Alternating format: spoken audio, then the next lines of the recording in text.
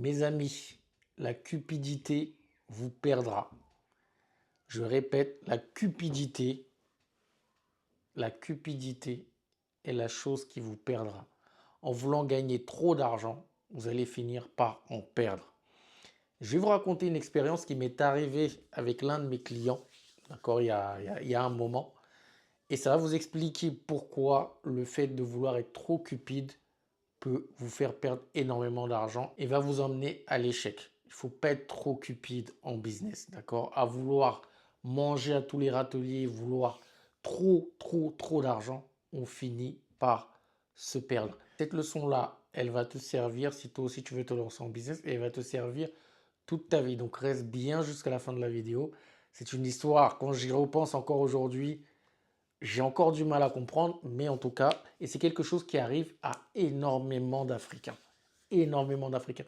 J'entends ces histoires-là tous les jours et ça m'est arrivé avec un de mes clients et ce n'est pas la première fois, d'accord? Et c'est justement pour ça que tu dois écouter cette vidéo. Si tu découvres cette chaîne, bienvenue. Donc sur cette chaîne, on va te parler de business, de mindset, de tout ce qui concerne le sourcing, mais aussi le lancement de business en général pour la diaspora et pour les Africains. Donc, tout ce qui concerne le business en relation avec les Africains, la diaspora et le continent africain.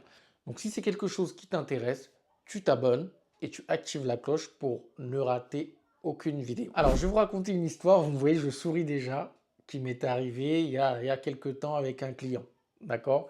Je ne citerai pas le nom du client, je ne citerai rien du tout, mais en tout cas vous allez savoir. Et je pense que vous connaissez forcément une personne autour de vous qui a eu ce genre de souci-là. Donc, j'ai un client, un prospect qui vient vers moi et s'il m'a découvert sur les réseaux sociaux, etc. Alors, il vient vers moi en me disant, je veux que vous m'aidiez à acheter en Chine. Quand j'ai envie d'acheter des chaussures en Chine, il a envie d'acheter des chaussures qui sont très à la mode en ce moment. D'accord? C'est une marque, je ne citerai pas la marque, et il voulait acheter des chaussures. D'accord? Donc en Chine, il avait trouvé un fournisseur et donc il dit oui, j'aimerais que vous m'aidiez à acheter cette marchandise en Chine. Je lui dis ok, donc envoyez-moi la marchandise, envoyez-moi le cahier des charges, envoyez-moi tout. Je regarde, je lui dis ok, je regarde avec mes contacts en Chine et puis je vous fais la cotation. Donc je reviens vers lui après avoir reçu la cotation de mes partenaires en Chine. Et je lui dis qu'il peut se procurer cette paire de chaussures avec un prix allant entre 8 et 13 dollars la paire. D'accord? Il me dit non, non, non, non, non, moi je ne veux pas à 8 et 13 dollars, non, c'est trop cher. J'ai trouvé un fournisseur sur TikTok qui fait à 2 dollars la paire. Donc c'est chez lui que je veux que vous achetiez. J'ai trouvé deux fournisseurs sur TikTok, pardon, qui font la paire à 2 dollars. Je me dis, ok, ça fait quand même un moment que je bosse dans ça. Et quand j'étais plus jeune, j'ai fait ce type de business-là et je connais des amis qui ont fait ce type de business-là. Donc je sais très bien quels sont les prix. Je lui dis 2 dollars la paire, ça me paraît bizarre. Envoie-moi le nom du fournisseur, envoie-moi les noms des contacts, etc. Je vais voir avec ces fournisseurs-là. Donc je contacte ces fournisseurs-là, ils me disent oui, 2 dollars la paire, je fais un peu mon investigation. Je lui dis écoute-moi bien, 2 dollars la paire, c'est très suspect. Parce que déjà, le coût de production d'une paire de chaussures, c'est 2 dollars. Alors, comment quelqu'un peut te vendre une paire de chaussures de cette marque-là à 2 dollars, qui est normalement le coût de production? D'accord? Des fois, les coûts de production, c'est même un peu plus. Mais si vous regardez par exemple chez Nike, les coûts de production, c'est 2 dollars, 2 dollars 50, 5 dollars. Donc, ça n'a aucun sens que ce fournisseur-là vous vende cette paire de cette marque-là à 2 dollars pièce. Il me dit non, non, non, non, moi je veux que vous achetiez chez ce fournisseur-là, etc., etc. Je lui préviens et je lui dis encore une fois, moi je connais mes contacts et voilà les vrais prix. Là, vous êtes sûr d'avoir les bonnes paires au bon prix, etc. Il me dit non, je veux que vous achetiez chez ce fournisseur-là. Alors nous, en tant qu'agence, lorsque le client nous impose un fournisseur, on fait un contrat avec lui en disant qu'on se décharge de toute responsabilité.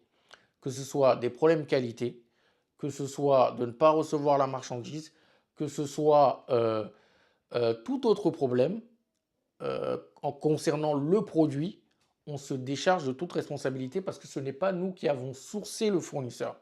Ce qui est totalement normal. Le client nous impose un fournisseur, alors c'est lui qui sait pourquoi il nous impose ce fournisseur-là. Donc je lui ai fait signer au client une décharge en disant que OK, il n'y a pas de souci, moi, je vais faire l'achat chez le fournisseur, d'accord? Je vais sécuriser la transaction, je vais l'envoyer chez notre transitaire qui va l'envoyer chez vous en Afrique. Donc c'est un client qui est en Afrique centrale plus précisément. Donc nous, on va sécuriser tout ça.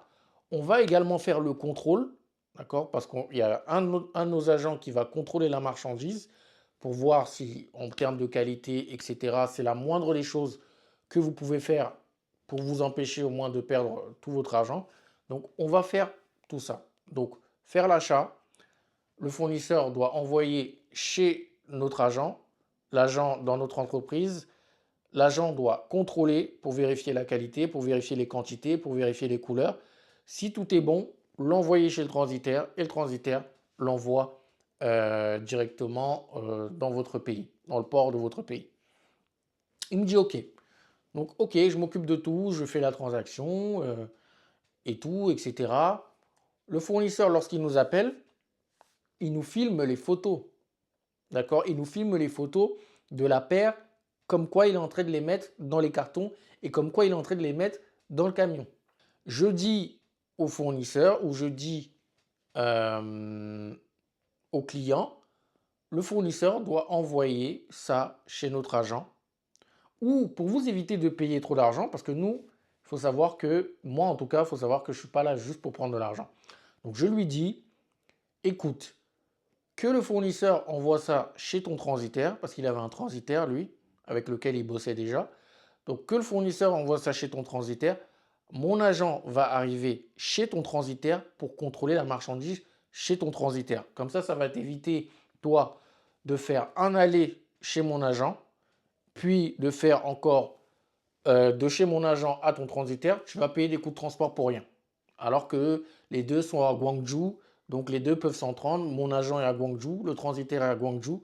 Donc ils se connaissent, ils peuvent y aller très facilement sans te faire payer des coûts de transport mirobolants. Sachant que la marchandise, elle était quand même beaucoup, hein, donc c'était plus de 2000 $. Donc ça arrive chez son transitaire et je lui dis à ton transitaire d'attendre que mon agent arrive pour contrôler la marchandise. Et là, ce qui se passe, c'est que le fournisseur envoie chez son transitaire. Le transitaire n'attend pas de contrôler la marchandise. Il n'attend pas que mon agent arrive alors que je l'ai prévenu. Et il met directement les cartons dans le camion. Il met directement les cartons dans le camion pour aller au port. Et je lui dis, appelle ton transitaire. Tu lui dis que cette marchandise-là ne part pas sans qu'elle n'ait ouvert un carton pour s'assurer que c'est la bonne marchandise. Parce que je sais, je sais comment ça se passe. Ça fait quand même 10 ans que je suis dans ce business-là. Si vous laissez votre conteneur, votre marchandise partir sans l'avoir contrôlé, savoir ce qu'il y a dedans, il y a de très fortes chances que vous ayez n'importe quoi dedans. D'accord? Et ça n'a pas loupé. Au port, son transitaire a demandé à quelqu'un d'ouvrir un carton au port et devinez quoi? Ce n'étaient pas les bonnes chaussures. Et c'est exactement ce que j'avais dit au client. J'avais dit que c'est impossible. Écoutez-moi, je connais ce business. C'est mon travail en fait de faire ça tous les jours, de sécuriser les marchandises et de connaître les fournisseurs et de travailler avec les Chinois. Ça fait un moment que je travaille avec eux quand même. Je les connais. 2 $, ce n'est pas possible d'avoir cette paire de chaussures à 2 $ pièce. Mais la cupidité a fait en sorte qu'il ne m'a pas écouté et aujourd'hui, il a reçu je ne sais pas combien de cartons de paires de chaussures, mais qui n'ont aucun sens. Des paires de chaussures pour bébé. Il a mélangé tout et n'importe quoi. Il y avait même des paires de chaussures qui étaient déjà portées dedans. C'est pour vous dire, le business avec la Chine est très intéressant, mais il faut savoir comment s'y prendre et avec qui travailler. Et quand quelqu'un est sur place ou qu'il a l'habitude de bosser avec ces gens-là, vous donne un conseil, essayez de l'écouter et n'essayez pas d'être cupide. Ce n'est pas parce que c'est la Chine que vous pouvez tout acheter à 1 euro. Ce n'est pas possible. Il faut savoir qu'en Chine, vous avez toutes sortes de prix. D'accord? Pour une certaine gamme de vêtements, pour une certaine gamme de produits, c'est pas normal de l'acheter à 2 dollars. D'accord? Et c'est aussi pour ça qu'on se plaignait avant de la Chine, parce que nous, les Africains, lorsqu'on va en Chine, on veut tout le temps acheter, excusez-moi du mot, de la merde, de la mauvaise qualité. On achète de la mauvaise qualité, on veut acheter le moins cher possible et faire le plus d'argent possible. On est cupide. On ne pense pas sur le long terme. Et c'est ce qui est arrivé au client. Il a perdu comme ça 2500 dollars. 2500 dollars. Maintenant, je ne sais pas quoi faire des chaussures qu'il a reçues. Parce que c'est pas ça. Et imaginez qu'il avait un client derrière qui avait commandé cette paire-là. Comment vous faites derrière? Vous êtes obligé de sortir 2500 dollars de votre poche pour rembourser au client qui ne vous refera plus confiance. Vous avez perdu un client comme ça.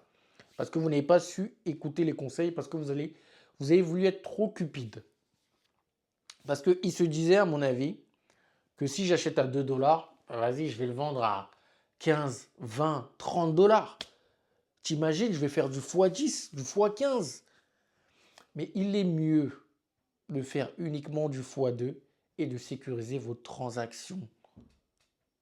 C'est mieux d'acheter une paire à 5 dollars, la vendre à 10 ou 12 dollars et d'être sûr de recevoir les bonnes paires et de les vendre ensuite. Parce que lorsque vous allez les vendre, les clients vont revenir vers vous. Et là, à ce moment-là, vous pourrez augmenter vos marges et diminuer aussi vos prix parce que vous allez acheter en quantité. Vous n'allez plus acheter à 5 dollars, vous allez peut-être acheter à 4,50 dollars parce que vous allez augmenter vos quantités, les gens viendront de plus en plus. Ne soyez pas cupides. Et les Africains, on est trop cupides. Surtout quand on va en Chine, quand on va à l'étranger. Tu le vois également sur nos marchés. On veut tout moins cher. On veut que le moins cher, que le moins cher. On ne pense pas à la qualité, on ne pense pas au long terme, on ne pense à rien de tout ça. Mathématiquement, acheter une paire de chaussures à 2 dollars, les gars. Surtout, comme je vous dis, c'est une paire de marque en fait. À 2 dollars. C'est pas possible, les gars. Ça n'a aucun sens économique. Oui, les petites ballerines, les petits trucs à 2 balles que vous trouvez au marché, oui, vous pouvez acheter ça à 1, 2 dollars, 3 dollars, mais pas cette paire-là. C'est une paire, moi j'en ai 3. J'en ai 3, d'accord? J'ai 3 paires de cette marque-là chez moi, ici que je porte régulièrement. Ce sont des paires que vous achetez entre 120 pour les moins chers jusqu'à 200 dollars. Et vous pensez que vous allez l'acheter en Chine à 2 dollars. Et c'est comme ça pour plein de produits.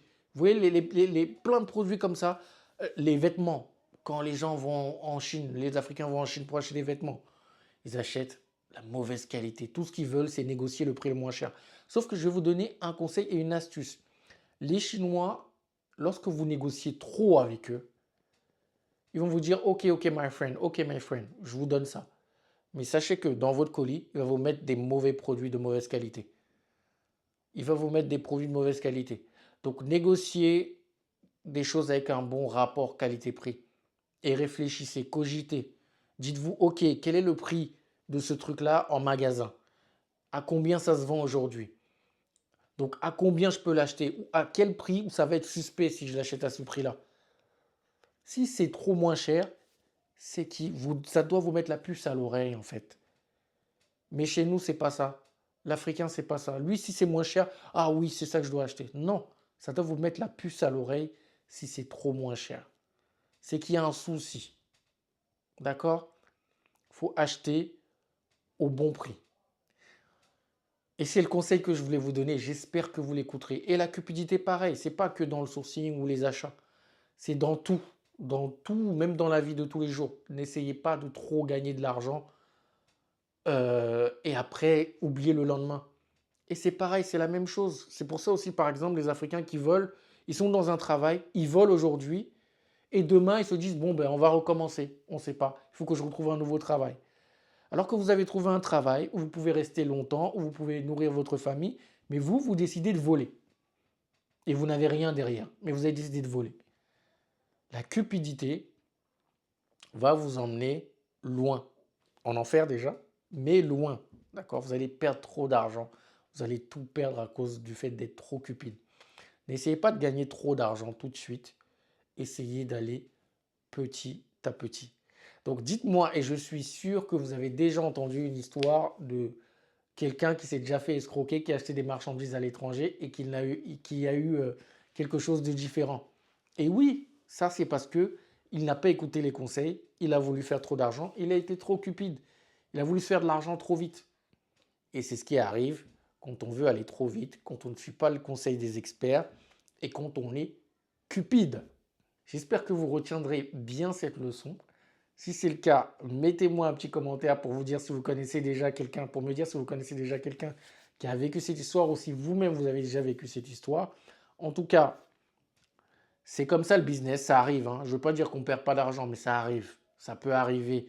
Et c'est déjà arrivé plein de fois pour les gens qui... Mais c'est de l'expérience. Demain, il ne refera plus cette erreur parce qu'il a perdu de l'argent, ça lui a fait mal. Il ne fera plus la même erreur et c'est comme ça qu'on apprend malheureusement. Mais lorsque on a déjà fait ces erreurs-là, quelqu'un comme moi qui travaille depuis longtemps donne des conseils, on ne le donne pas parce que on a juste envie de faire les beaux. On a vraiment envie que vous gagnez votre argent, vous lanciez votre business et que vous sécurisiez vos transactions. Donc écoutez les experts qui vous disent et qui ont l'habitude de travailler sur tel ou tel domaine lorsqu'ils vous donnent des conseils.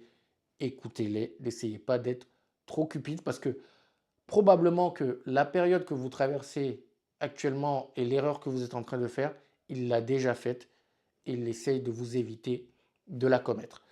J'espère que cette vidéo vous a plu et surtout que vous avez appris des choses. Si c'est le cas, abonnez-vous et puis partagez-la aussi à quelqu'un d'autre pour qu'il ne fasse pas la même erreur que mon client.